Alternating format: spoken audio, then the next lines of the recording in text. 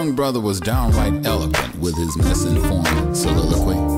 He said using nigger affectionately among ourselves takes the negativity out of the word, but that no other race of people can use it ever but us. And you thought that kind of reasoning existed only in the Twilight Zone.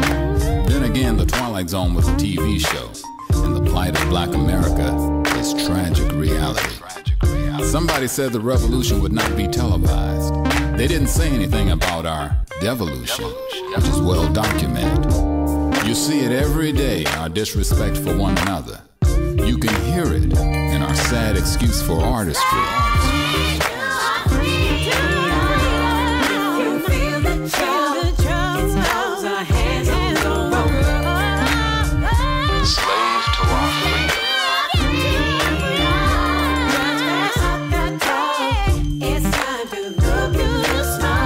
We continue to squander our brilliant cultural legacy as musicians, poets, educators, and inventors. We call our women bitches and hoes. In a vivid exhibition of self-repulsion, we refer to ourselves as niggas. In our quest for acceptance and our relentless worship of bling, we have shared our sense of dignity and self-worth. It didn't used to be this way. Ironically, back when we fought for the opportunities we now abuse, that is when we stood tallest. Out of our torturous struggle for equality morphed a mighty pride and honor. Slaves to our freedom.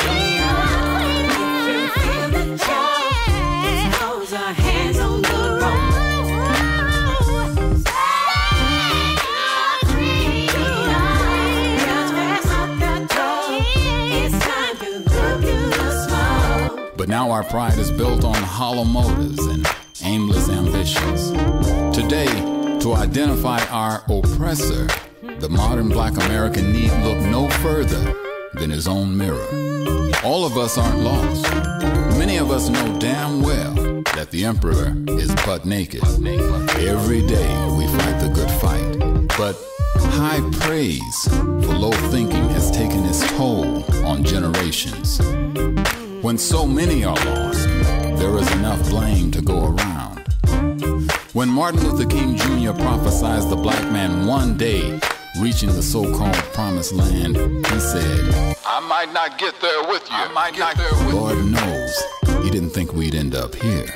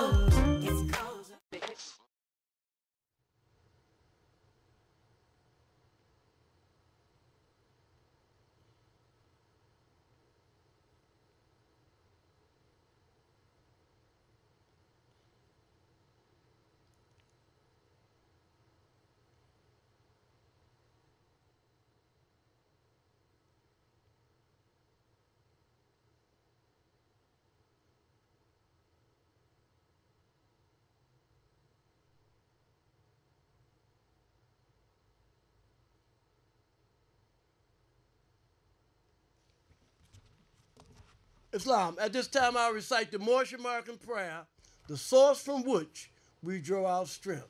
Allah, the Father of the universe, the Father of love, truth, peace, freedom, and justice. Allah is my protector, my guide, and my salvation, by night and by day, through his holy prophet, Drew Ali. Amen. First off, I'd like to rise giving praise to Allah, the Father of the universe, the Father of love, truth, peace, freedom, and justice. I'd like to give honor to Allah's holy and illustrious prophet, Noble Drew Ali, the founder of our address, the Moorish Science Temple of America. I'd like to give honor to our two flags, Just Solely and Just So Quinneth, the right of soil and the right of blood. I'd like to give honor to our charter. I'd like to give honor to all literature pertaining to Islam in the Moorish Science Temple of America. At this time, I'd like to read from the Moorish Holy Quran. And I'm reading from the Moorish Holy Quran because every time I read this chapter, I see our guest today inside of this chapter. So at this time, I'll read the chapter. The title of this chapter is Social Duties. And the reason why I want to read from Social Duties is because this sister is not a reactionary. What I mean by that is, when somebody gets shot, when somebody go through trials and tribulations, then you come out to the media and start talking about it. But this sister, when nothing is transpiring, or when things are transpiring, she's out in the community doing some work. So at this time, I'd like to read this chapter from the Moorish Holy Quran. The title of it is Holy Instructions from the Prophet, the Social Duties. And it reads on this wise. When thou consider thy wants, when thou beholdest thy imperfections, acknowledge his goodness, O Son of humanity, honor thee with humanity, endow thee with speech, and place thee in society to receive and confer reciprocal helps and mutual obligations, protection from the injuries, thy enjoyments of the comforts and the pleasures of life. All these thou oughtest to the assistance of others, and couldst not enjoy but in the bands of society. It is thy duty, therefore, to be a friend to mankind, and it is thy interest that man should be friendly to thee. As the rose breatheth sweetness from its own nature, so the heart of an illiterate man produces good works.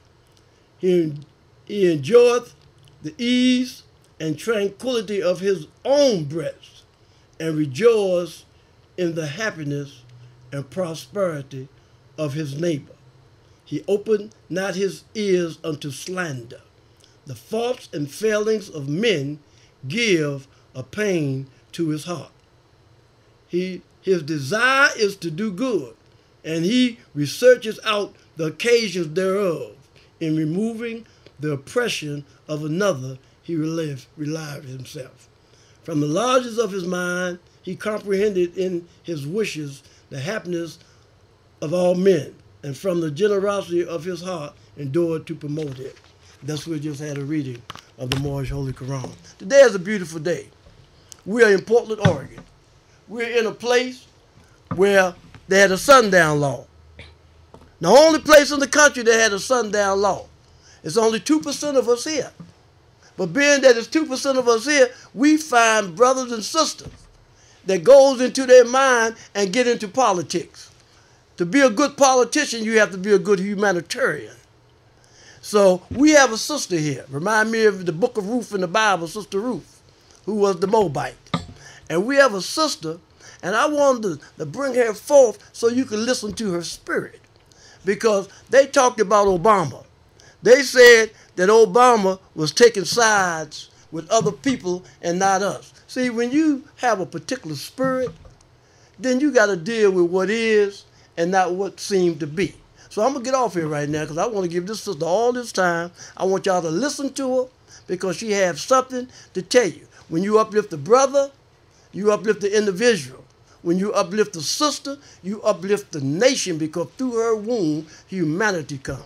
So without further ado, we'll call the chairman of all the commissioners who are going to win this seat, Sister Barbara.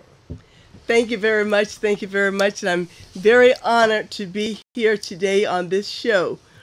My name is Deborah Harris. I am a candidate for Multnomah County Chair.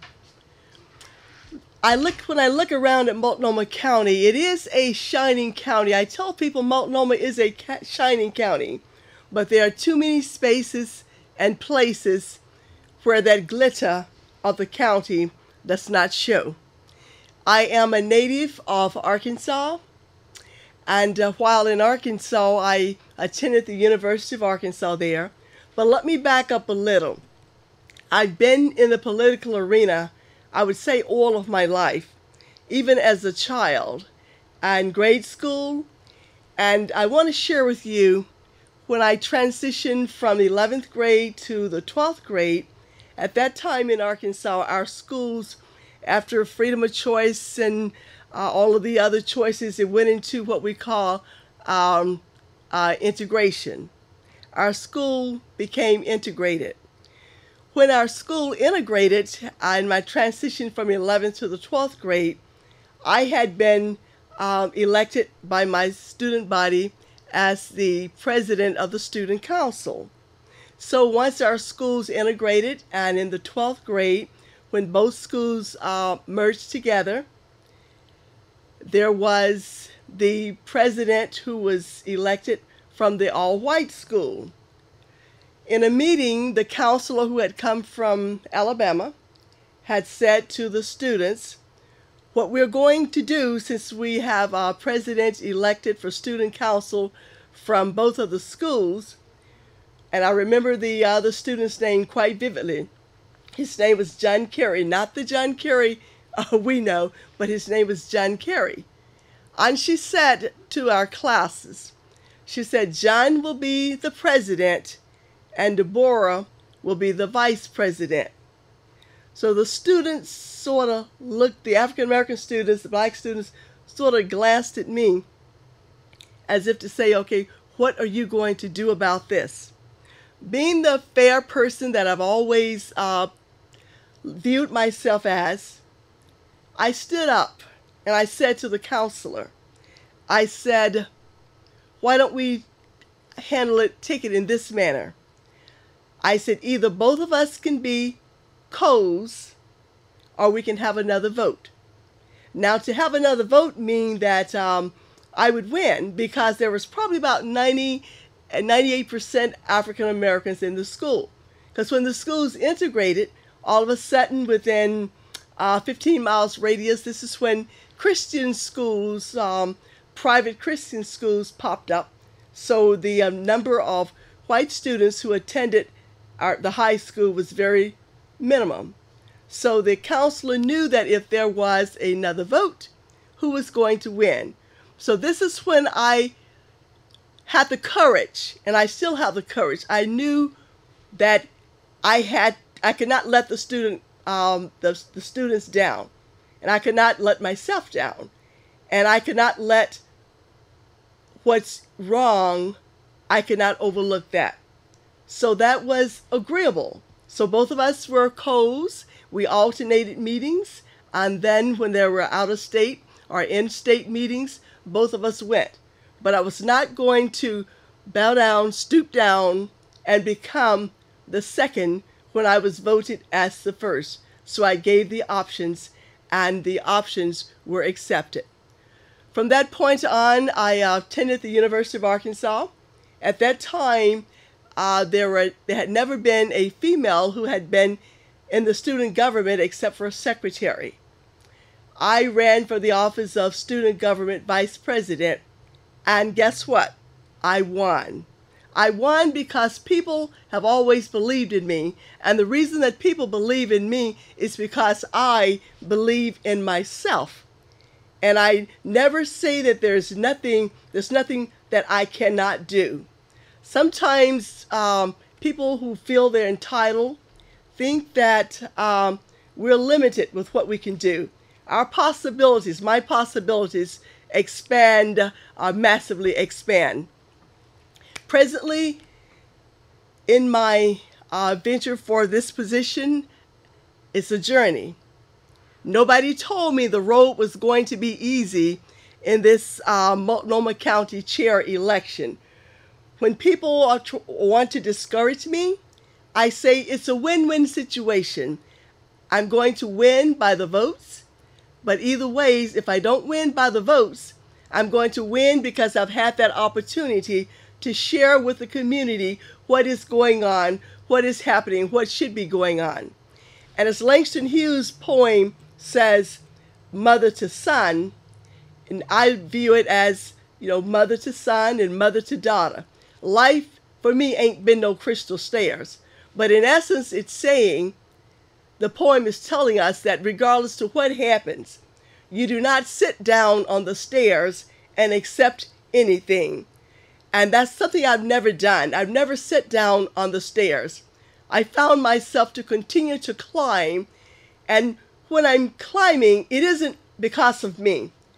Being in this race is not for me. It's for we the people because we deserve more. So oftentimes people get discouraged, and I'm there to try to encourage them. There's a word that I use quite frequently, and it's called fatalism. Fatalism means that's just the way it is, but it does not have to be the way it is. When I entered the race, I had everything processed. I waited about 15 minutes before the deadline before I filed. I wanted to see if there's someone else, maybe who had a household name or brand that I would have supported, that I would have felt comfortable supporting. No one else stepped up to the plate for whatever reason. So it was for me to do what I need to do, was step up to the plate, and I filed for Multnomah County Chair. One of the other reasons that prompted me is that our current chair, Deborah Kafuri, referred to a woman, a black woman, as a B. He used the B word. So when you use that word, whether it's you're black, brown, green, blue, pink, tanned, whatever, you're not referring to an individual, you're referring to a collection of women. And that was quite unacceptable. It took a while before she addressed it, but the fact is that someone at a top level, the executive level, I would say the highest position in Multnomah County, to use that terminology, to use that term against women, it's not okay. It's not acceptable. Several community members came to the board meetings and asked for her resignation, but she chose not to. But it is not well with me. My mother is not that B word. Like I said, it's not part of my vocabulary. Your daughters, your sisters, our ancestors, the women who stood up and said, for me too, are not that B word. It is unacceptable. Sure, she says, well, we all make mistakes and say things we don't mean to. A lot of things happen. Sometimes people do things to people they don't mean to, but then there are consequences for our behaviors. So she should not still be in this position. The only way that we can remove her is through our vote. Another situation is she acknowledged being aware of institutional systemic racism, but has not addressed it. I questioned her once why you haven't addressed it. Sometimes when people feel entitlement, they can say and do whatever they want to do, and everyone is supposed to accept it, but it isn't okay. I've given several solutions. In my platform, immediate resolutions is that we need to denounce Deborah Kafuri as chair. We need to hold her, well, we don't need to hold her accountable anymore because she's not accountable. In a conversation that we had, an interview with the Willamette Weekly a couple of days ago, I questioned her ability and her behavior. Communities cannot respect elected officials when they are demeaning to their character, when they speak down to them. We need someone who represents good government, and that's what I do. Someone who has a respect for people from all walks of life, regardless of what your culture, your faith, your religion, your size, your height, your weight, respect of all people, and that is not in place. So basically, a comment she made the other day was, well, it's accepted. In other words, it's accepted. We're expecting to have institutional racism because it's in other places. I said, no, it isn't expected. If we are aware of something that should not be occurring, then we need to immediately take steps to fix the issue. Take the steps to solve the problem. We do not wait until the covers are pulled up and says, oopsie, I better do something about it because these people are not going to be pleased with me. No, we're not pleased. We should not be pleased with her. I suggested to her and to the board that we need to create an ombudsman. An ombudsman is place where union workers, employees, will have to go when they have a complaint. And then resurrect the merit system. The merit system is what our former and the late Gladys McCoy had in place when she was chair of Multnomah County. And when a manager had an issue or complaint, then they were able to go to the merit council if the complaint was against an elected official or if the complaint was against another manager. But right now, there's no place to go but to Deborah Kafuri or her staff, and too many people of color have been falling off the wall. They have either been pushed off the wall, or they have been intimidated off the wall, and now we have all these other issues that's going on. In a meeting we had today, our review and interview we had today, meeting the candidates, the female candidates, she said, when I'm reelected in 2019, you'll see that I'm fixing the problem. My next question to her when I have an opportunity is, you're currently the county chair. Why is there a need for you to wait until 2019? This is the problem. We've been covering up everything and allowing everything to take place. Other issues, not issues that we need solutions on that I plan to work on, are our elderly, creating a quality of life for our elderly who've been pushed pretty much out of our system and removed out of their homes to other places. We need to create that quality of life for our elderly. And our children are our current, well, I tell them, children are not just our future, they are our present. So we need to create opportunities to mentor our children and to let them know that you are somebody. When you're feeling down, we're there to lift you up and encourage you, that our children can do whatever, anything they want to do. But we need to give them that boost and show them the way. Other issues are homeless. We need to have not just places for our homeless to call home, but we need to have a livable place. A livable place is a place that meets all the specifications of a home, not a rundown. It needs to have running water. It needs to meet the specifications. And affordable housing, yes, we need affordable housing. There are people who have been given vouchers, and I call them, why are we giving them the vouchers to hold as a rain check when there are houses available, but developers are wanting to get those houses and fix those houses and sell them? But we're saying we don't have enough housing, but we've given our people the vouchers for affordable housing, but we're not giving them the opportunity to be in the affordable houses.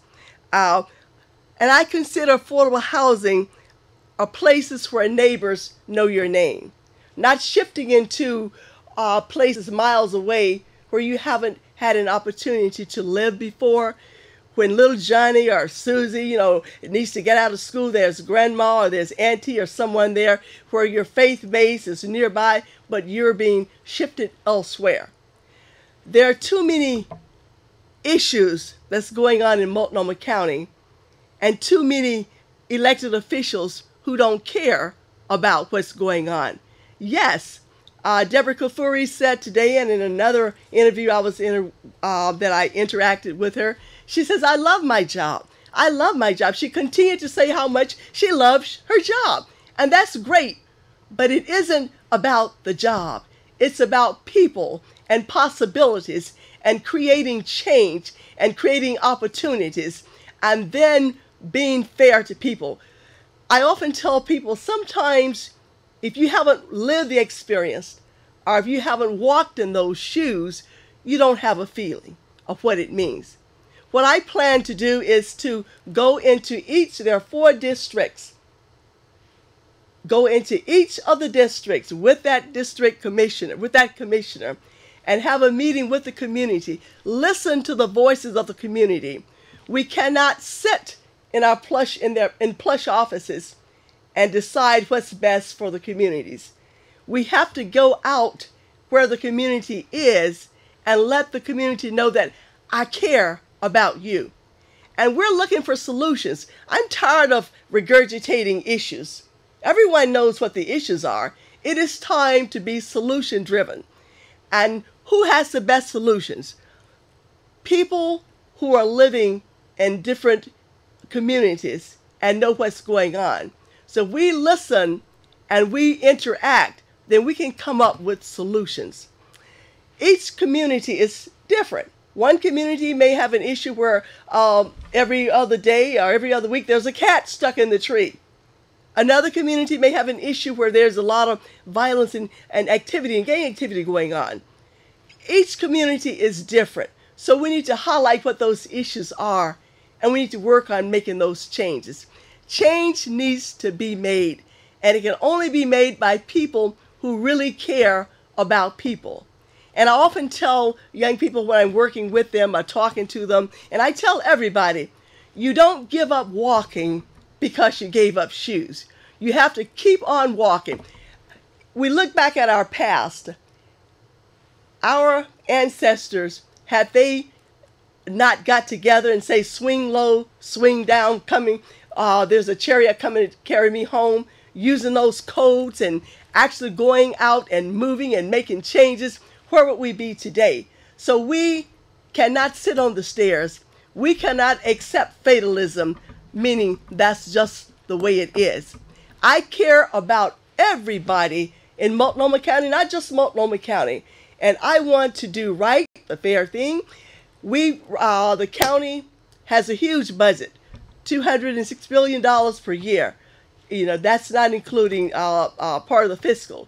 So we need to make sure that we are putting the monies in the right place. A lot of nonprofits are getting benefits from the county, which is great. I asked them the other day, can you tell us what organizations are repetitively receiving funds, and are you monitoring to make sure that those distributions are going where they should be going? She didn't have an answer. I know that's nothing the auditor does, but that's nothing that's being monitored. We have contractors who do subcontracting. So are we really taking care of our communities? Are we taking care of the rich developers, making the developers rich and making others rich? We need to take a stand for something. I'm asking everyone to register to vote, and I'm asking you for your vote because change needs to be made. You can go onto my Facebook, Deborah Harris, and you can call me for a conversation, 503-936-8020. We must work together. When we work together, we're better, and we accomplish things when we support each other and when we work together. I want to denounce everything that's negative that's going on, and we cannot create change. We have to remove those situations where people feel they are entitled because who they are. We're all important. We're all in this together. Changes need to be made, and we cannot sit on the stairs and just say that's just the way it is. It does not have to be the way it is. Our children, our youth are observing us. They're watching what's take place. So we want to be more focused. We want to, they're our future. We want them to lead. When we give them that baton, well, they have the baton right now, as a matter of fact. When they have that baton, we're not going to say, stand behind me. We're going to say, take the baton, lead the way. You have observed what I've done. I want to be encouragement, not just for those of the present. I want to be an encouragement for our future. I want our children to say, Deborah Harris went forth and what she believed in, and I'm going to do that too. We have to set an example. We have to be on the road. We have to be on the journey, and we have to know what our purpose and our plan is and what our passion is. We can no longer be, I would say, displaced into what our capabilities are. We are smart. People are smart. We're intelligent. We know what to do. So we cannot hold those talents. We have so many gifts. And I want our youth, and I want us to encourage our youth to use those gifts. Sometimes we don't see or don't recognize what a gift one person has or what gift a child has. But it is up to me. It is up to you. It is up to us to reach out and help each other figure out what those gifts are and work in those gifts and use the knowledge that you have. Winston Churchill said one of his 9 famous words were, "Yes, I can, yes, I can, yes, I can." And that's good, Winston. So my famous 9 words are, yes, we can, yes, we can, yes, we can, because I cannot do anything by myself. It takes a community. It takes the we. So I removed the I from Winston Churchill's 9 famous words, and I inserted the we. For we can do all things by working together. I believe in you, have trust in me, and we can move forth and change the course of Multnomah County. Thank you. Thank you very much. The primary vote is May 15th, 2018. If you know someone who needs a ride, we have mail-in. If you know someone who hasn't registered, give me a call. Or either help that person get registered. Ballots will be mailed out, I believe, starting around the 27th of this month of April. And on the ballot, you will see Deborah, B-O-R-A, Harris, Multnomah County Chair. Vote for Deborah Harris, and that's a vote for change. We cannot allow people who really don't care about people. And the reason I said that is when someone repeats over and over again, "I love my job," and there are thousands and thousands of people who work for you, what about the people? You have to have a purpose and a passion for people. It's fine to know the workings of a job. I've managed, I'll give you a little experience really quick. I managed multi-million-dollar chain corporations for over 2.5 decades. I'm a business specialist, diversity consultant, and I'm president of D. Harris Leadership Institute. And right now I have what I called Move Beyond Your Walls, where I have several initiatives. And one initiative that I am working on right now is the Incarcerated Women Initiatives. One of the professors at the University of Nevada said, women don't need time out. Women need a way out. When women have that way out and we can work with them and get them back in the communities, then they'll be able to get their children, have their children with them again, rebuild the family structure, and become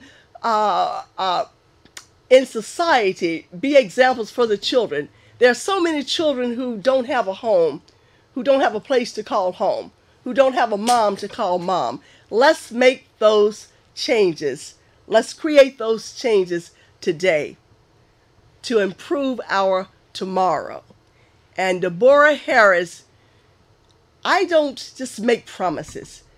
The reason I'm running is because I'm tired of people and politicians and officials saying what they're going to do for everybody, what they're going to do for the community. Once they're elected in, you can't talk to them.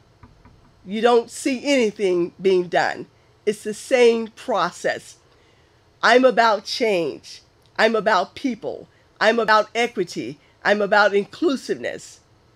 And the only way that we can move forward and change the direction of Oregon and change the perception of Oregon, which is very, very poor right now, is to vote for Deborah Harris as the Multnomah County Chair. The reason I said Multnomah County Multnomah is the largest county in Oregon. And if we can begin making changes with the largest county in Oregon, and unlike Deborah Kafuri, who says, when I'm reelected for 2019, we'll see changes, we can't wait until 2019. When this election is over, and at the end of the day, whether the votes are in my favor or not, I'm going to stay on the road. I'm going to continue what I am doing. I'm going to continue to work with youth. I'm going to continue to work with the community. I'm going to continue to be a voice in the community to create that change that we need. I am not going to sit down on the stairs, whichever direction it falls. That's why I'm saying I'm in the race to stay. And that's why I'm saying today that I am going to win, whether by votes or whether by my actions of continuing to move forward and climb the stairs. And we're going to climb the stairs we're going to climb the stairs together, and we're going to create changes together. And we're going to listen to each other. And by listening to each other, we are going to create solutions. We're going to find the solutions, and then we're going to put those solutions in place. Our elderly, our children, our homeless, the housing situation, and more importantly, in order for all of these things to happen, we need to denounce the current Multnomah County Chair, Deborah Kafuri, because had anyone else done the things that she had done and used the language that she used against women in a public setting on taxpayers' dollars, in front of community people, respectable community, to feel that it's okay to call womankind a bee is not acceptable. It is despicable, but it's not okay. Personally, Deborah Kafuri needs to resign. She should be ashamed of herself, and even ashamed to say, well, sometimes people say things they don't mean. True, people do sometimes say things that they don't mean, but when it is something of that magnitude, then you apologize and you move on. As the Pastor T.D. Jakes says, when your part in the story is over, you need to let it go. So Deborah Kafuri's part in this story as Multnomah County Chair is and should be over, and she should make the decision on her own to let it go. Because even if Deborah is reelected, the people are still going to have the same disrespect for the county. The morale is still going to be down. The community is still going to be hurt by the institutional systemic racism and by the language addressed by the highest official of Multnomah County. I ask you, think about these situations. Think about your children. Think about your parents. Think about the future of Multnomah County. It cannot continue to move in that direction. And I'm not saying that our current chair is a bad person. I'm saying that what has taken place, what has transpired within these past 6 months, is not okay. And change needs to come. And the only way it appears right now that change is going to come is by your vote. And that vote needs to be for Deborah Harris. I need you, we need each other to get 51% of the votes. Or we get a runoff for the November election. But I don't want to see a runoff. We don't want to see a runoff. We want to see the final toll as of May 15, 2018, showing that Deborah Harris, well, no, not Deborah Harris has won, that we, the community, won, because I cannot do anything by myself. And everything that I'm going to do is going to include the community, because it's all about you. It's not about me. It's all about you. And we are ready for change. We cannot continue to move effectively into tomorrow with the conditions that things are today. Talk to your friends. Talk to your family. Get on the phone. Get out there. Knock on doors. Within the next couple of weeks, I'm organizing volunteers to go to every area of the county, and we're going to knock on doors. People often tell me, so you don't have the funds to run, so you're not going to win. No, I don't have the funds that some elected officials or some of the officials who are running, but I have the faith. And what faith is the substance of things hoped for and the evidence of things not seen. You may not see something, I may not see it, but when we have hope and believe, then we will see it and it will come into fruition. I'm looking for you to help make this possible. It's not the I, it's the we. W-E. Yes, we can. Yes, we can. Yes, we can. We can no longer sit back and say, well, we just got to deal with it because it's not going to change. It can change. It can change. Last week, April the 4th, was the death of Martin Luther King. Last week, April the 4th, was my birthday.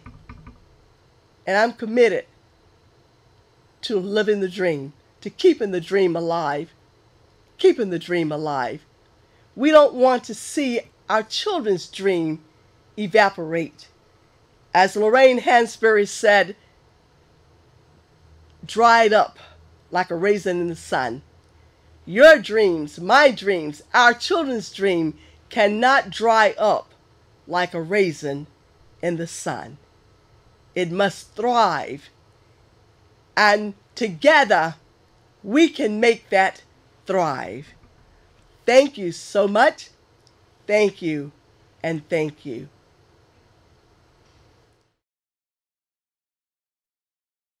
Again, 503-936-8020. Facebook. You can find me at D. Bora Harris. Let's talk. Again, honored to be on the program today. Oh, we're honored to have you. I'm going to share something with you. I'm from Washington, D.C. While in Washington, D.C., I functioned with a lot of different people. And the people that I functioned with was running for political office. And in Washington, D.C., everybody that's running for political, see, like your flyers? Yes. People was getting $10, $12, $15 an hour to put this on people, in people's houses. Wow. So nobody does this here. Bruce was like number 3. In D.C., number 3, you getting all the finance. But what's taking place is, I see, say for instance, that I have a business. And the business that I have is, I need contracts. See? Yes. The woman that's running there, her family is getting all the contracts. Yes. We are not getting none of the contracts. Yes, her that's brothers why are we're developers. Struggling. Yes, yeah, yes. See? So once we get in there, then we're not hung up in color. No. Because what color is the spirit? Yes. But we can start giving our people some of this finance that they have that we don't have. We don't have. And another thing, when you running for office, they supposed to buy this stuff for you. Myron Barrett taught all of that. I know they talk bad about that brother, but he was the first chairman of SNCC. And this brother taught us a lot of things in Washington, D.C. So that's something else that we're going to have to work on. Yes. We're going to have to work on that the people downtown give the brothers and sisters that's running for these political office because somebody is getting that money. Campaign financing, yes. Now, I understand that in Washington, D.C., you don't have a write-in. You can go right to the polls. I was telling you earlier that you might see people all in the line back there. So that gives them another reason to keep this finance. So whenever you down there in a meeting, you want to ask that girl, how much money you getting for your campaign? See? Because you shouldn't have to come out your pocket because money is appropriated for that. And we're going to work on that to see that y'all get that. That's it's the change that needs to be. It's an honor. Now, in the Temple Friday, we have a little young sister. And I was talking to her about you. And I was talking to her about political science. And while you in the community, you know, we can have town hall meetings. I could set meetings up for you even on our time. Yes. And you can come in and talk to the people, and then you can come in and just talk to the women. I would love that. I'm talking to the people, talking to the women, because I would love that. Because so many people, are interested in getting to the political arena for the purpose of doing good for everybody, but they don't know how. And it concerns me that right now so many elected officials do not embrace the youth, embrace people in the communities, and say, are you interested? Let me go through the process. And this is something I want to do, that I'd love to do. It's needed to be done. We don't just get in there and sit and say, me and my. It's not about that. These town hall meetings, that's what they would do, because everybody gets a chance to see you straight up. Just like right here. You was talking about our elderly, our children, our homeless, and affordable housing. Yes. That's issues that nobody talk about. And how do you plan to do this for the children? For the children? Yeah. Well, for the children, right now, Oregon, they're talking about, in which I see myself, the dropout rate and chronic absenteeism. Okay. So a lot of that comes about because of maybe situations in the home, or maybe situations going on in the schools, or maybe even with the school systems, they're not providing the courses that interest children, so they drop out. So we need to make sure that we have that level or that quality of education that everybody likes. Reading, writing, arithmetic. Maybe somebody wants to be a mechanic, an engineer. So we need to make sure that we need to identify and have conversations with our students. What are your interests? What are your goals? Not just force feed them with certain subjects. Because some of our greatest talents have dropped out of school. Some of our greatest talents don't feel like going to school because they'll say, well, there's nothing, it doesn't interest me anymore. So we can't just say, and then, okay, they left school. We need to find out and have groups and organizations to meet with them, those who have left school, with the parents and the students. Okay, you said it doesn't interest you anymore. Let's talk about what can we do to make school interesting, to to inspire that interest. Too often, the parents' dreams and the children's dreams of education are evaporating. And we cannot allow that to happen. We can't. And sometimes I think the children get so disappointed with the direction they see that our cities are going, our communities, our country is going, that sometimes they just throw their hands up and go a different direction. But that's where me and you and you and you and everybody else comes into play. Funds that are available that's going to developers and going to personal friends of elected officials, or whatever, those funds that should be accessible for organizations. I'm going to bring you the paperwork. All right. I'm going up D.C. soon. I'm going to go there and sit with some people and bring the paperwork, because they get it. We just don't get it. We don't get it because the people are getting, trust me, the county is getting it. They're getting it. But they're not doing what they're supposed to do with it. And she's getting it. She's getting it. When she's talking about going out there running for political office, she's getting the finance. Oh, yes. But you're supposed to get a stipend yourself. Like I say, I was one of those putting flyers on the doors, and they paid me, out of the budget.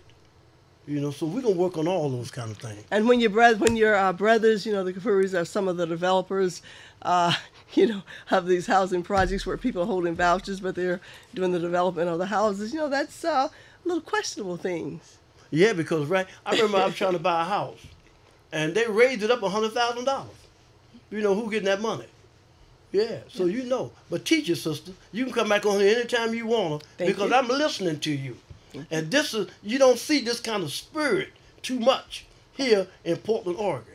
I'm not tired of talking about but 2% of us here. I'm tired of talking about that.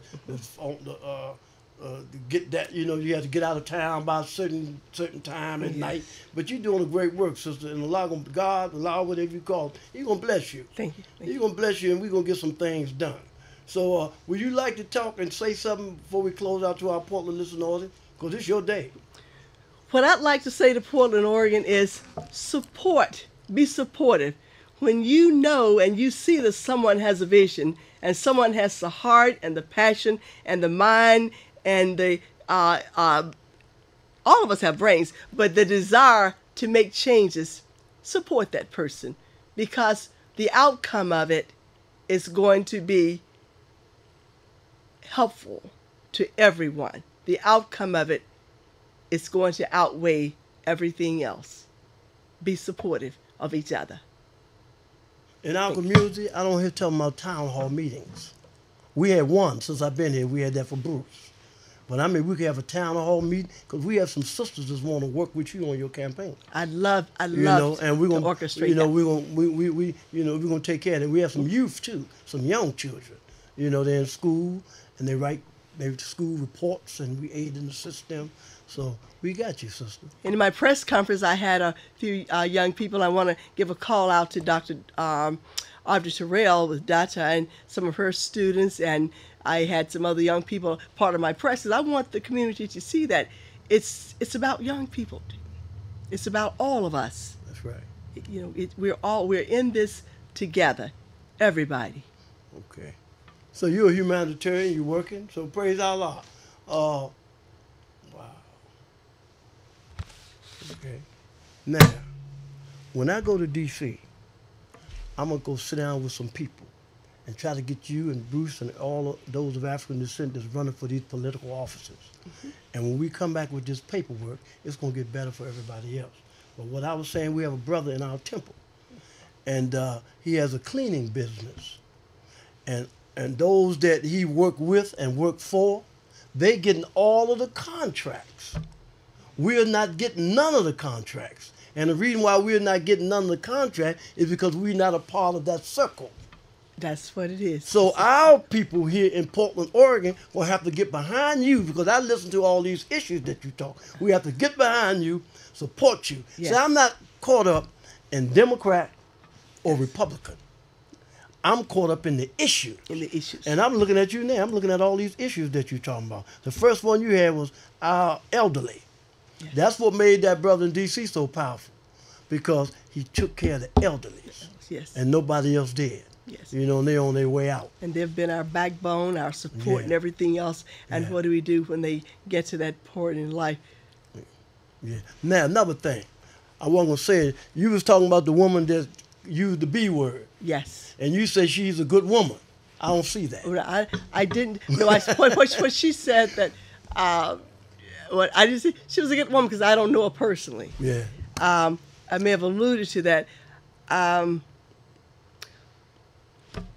See, how did I refer to? As, you gave her honor, but I'm saying going around calling other people bees and things like that, you're not good. You just and the way you got in office was because your people put you there. See, so when you went down there, Bruce, I know somebody else did that. You went down there at the end of it. She thinks she already told you, I'm going to win. Yes. I'm going to win already. She said that today, when I'm reelected, then you'll see the change. Yeah. So I'm questioning, yeah, when you're reelected, what's going to happen? We're still in 2018, where you're still in that position. What are you going to do from now until 2018? Because back there in, I believe it's November, she had said, in 6 months, you'll see change. I went to the town hall, the meeting, and I questioned. I said, well, in a couple of days, it's going to be 6 months, and nothing has been changed. It was sad, the last meeting, I watched it on video, how county employees came down, and one gentleman was just in tears, how he had been treated. He did what they asked, went back to school, and then they hired someone else for the job, and he had been there a while. And they had him to train that person. They killing me. I'm looking at all these homeless people and all that money that they're getting. They're getting money. They got buildings to put people in. They got all this. But they're just taking the money. And that's what they've been doing from time never was. It's not right. It's not right. No, it's not right. So I'm just hoping that everybody with the heart, I don't care what color you are, everybody with the heart for people and a passion and with the mind to do what's right, to turn things around, vote for me to make the changes. But I'm saying, even our people, right now, through mental slavery, they're not going to vote for you because of your skin. They're not going to vote for you. They're not going to look at the issues. So we got to get into this community. Yes. That's what I'm telling you. We got to get into the community and get a bullhorn and let the people hear you talk. Let the people hear you give your issues up. Yes. I got your back. Yes. You know, the Moorish Science Temple of America supports you. Thank you. You know, and we trying to do things in the community because we talking about social duties and we're talking about political science. Yes. So yes. if you come to our meeting and you see the little women that's in there, talk to them about political science. Oh, yes. Because when our brothers and sisters go to school, that's one thing they don't go to school for, political science. Political science. They go for everything else other than political science. You know, but if you go, Myron Barry told me that. He said, get into politics. That's not where I'm at. You know, but that's what's going to save our taste people. of it. Yes. Yeah, so I appreciate you, sister. Thank you. You're doing great work. I've been watching you in the community. And I see why you ain't have no book. You don't need no book. You know, you just start, and that's what it's about because it's inside of you. It's inside. You know, everything you said is, and you have to read about. You just talk and open up, and I really appreciate that. Thank you. I appreciate you and for extending me the opportunity to be on the show. I'm honored. Well, the honor's ours. That's our job because we are humanitarians too. Yes. And anytime you want this platform to talk about community affairs, because we deal with things politically, religiously, socially, and economically, and we deal with all these things. So whenever you want to come, it's open. This is yours. And I always look at it that, do I want to leave? You know, we're all going to leave here one day. Do I want to leave the scene and not have done anything of a humanitarian value for someone? Yeah, but I want to reiterate that. What you're doing, you're not a reactionary. So many of us, when somebody gets shot, then this is when you jump out there and want to talk about what the system is doing. But when nobody's getting shot, I see you on the campaign trail. I see you out there. And this is what it's about. You know, you're just getting caught up in some type of illusion, but you got to be a part of it. Got to be a part of it. Being proactive at all the times. Yeah. Okay. And when you're proactive about things, about situations, conditions, then you can sometimes dispel what's coming, what's ahead by being proactive. Yeah. Okay. So we can ready to close out. It's always an honor, sister. I'm gonna close out, and then we'll talk. The Holy Quran of the Moorish Science Temple. Know yourself and your Father God Allah, that you may learn to love instead of hate. Every man needs to worship under his own vine and fig tree, the uniting of Asia.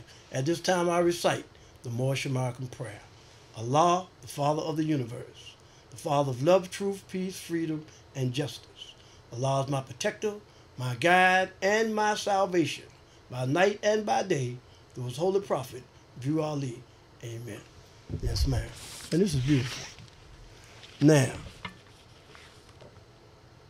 affordable housing. What you mean by that? Well, there's no really description of affordable housing. Affordable housing is making it accessible within the range what people get within their finances. But what's happening